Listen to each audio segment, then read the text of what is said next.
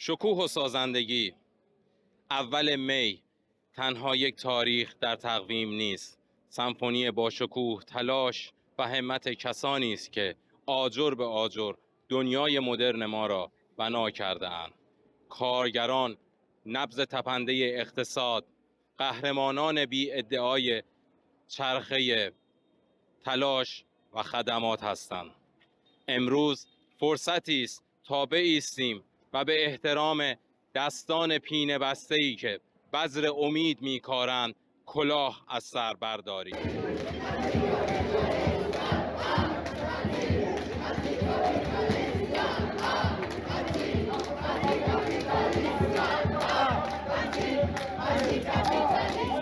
هر چقدر سرمایه بخواد، احزاب بورژوازی حاکم بخوان این روز رو از طبقه کارگر بگیرن، نمیتونن بگیرن.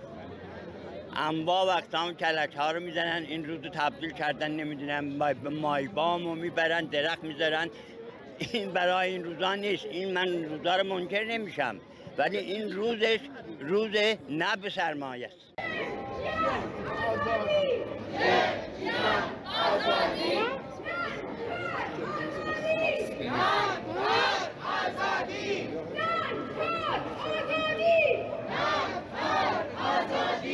ما ایرانیایی که در خارج از کشور هستیم، همین در موضوعات داخل ایران هم همینطور، هر ساله ما اومدیم وضعیت کنونی داخل ایران رو انعکاس دادیم، همراه تمام شهروندان آلمانی به وضعیت موجود برای رفاه بیشتر، برای زندگی بهتر، برای اینکه دستمزدهای خورده بالاتر بره که قدرت مردم به این تورم و گرونی که موجوده کمتر آزار برسونه به مردم. ما در کنار این شهروندان آلمانی قرار گرفتیم و همینطور اعتراض خودمون رو بیان کردیم.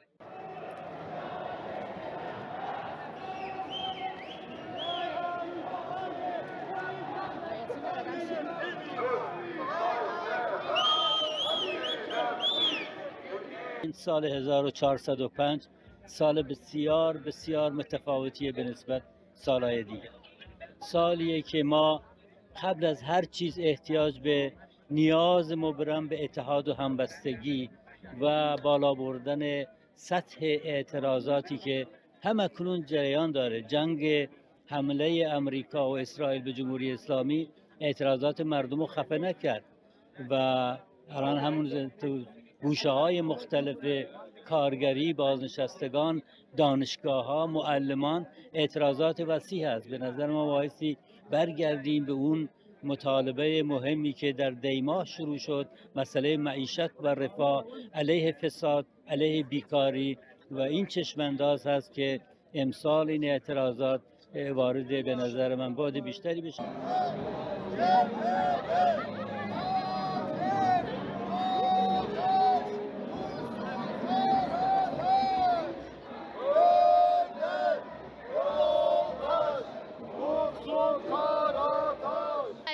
خب سندیکا وجود نداره یا اجازه نداره وجود داشته باشن. کارگران هیچ حق و حقوق ثابتی ندارن و همیشه وقتی که در یک جامعه فشار، جنگ یا هرچی میشه، اولین کسایی که بهشون فشار میاد کارگران. و ما امروز بین همه این مشکلاتی که در کشورمون هست، از اعدام گرفته، از سرکوب گرفته، از تبعیض گرفته، باید کارگران و از همه مهمتر کودکان کار رو یادم نره. فقط الان 120,000 کودک کار ما در ایران داریم و اینا از همه